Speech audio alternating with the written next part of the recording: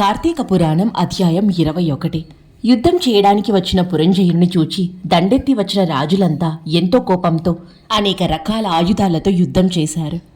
ఉభయ సైన్యాల ఘోరంగా యుద్ధం చేస్తున్నాయి.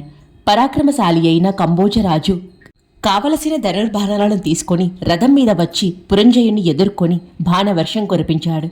వాడిని ఛత్రదండాన్ని పడగొట్టి ఉత్సాహంతో పురంజయుని బాణంతో బాధిస్తూ అతని బాహువుల్ని నొప్పించాడు.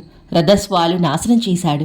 పురంజయుడు తన మీద వేసిన బాణాలు గుచ్చుకోగా వాటిని తీసి నీ బాణాలు నీకే ఇస్తాను తీసుకో అంటూ తిరిగి పురంజయుడి మీద ప్రయోగించాడు.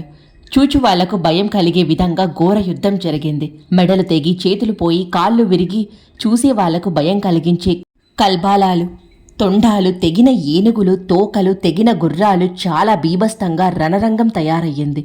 ఆకాశంలో విమానాల్లోంచి చూస్తున్న విద్యాధర కిన్నెరాదులు చాలా ఆశ్చర్యపడ్డారు.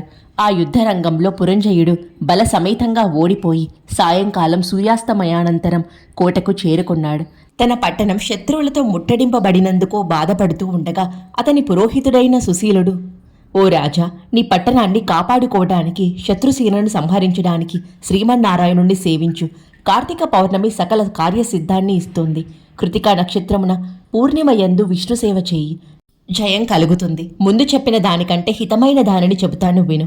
తత్కాలమున పుట్టిన పువ్వులలో విష్ణువును పూజించు. విష్ణు మ్రోల దీపారాధన చేయటం ద్వారా చాలా మంచిది. గోవింద కృష్ణ అంటూ ఆలయం రోల నృత్యం చేయటం ప్రశస్తం. ఆ విధంగా చేయటం వల్ల నీకొక కొడుకు కలుగుతాడని ఈశ్వరుడు చెప్పుచున్నాను. భక్త రక్షణార్థం శ్రీహరి చక్రయుధాన్ని పంపుతాడు.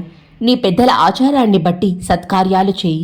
బ్రాహ్మణ భక్తి కలిగి కార్తీక వ్రతం చేయి అన్నాడు.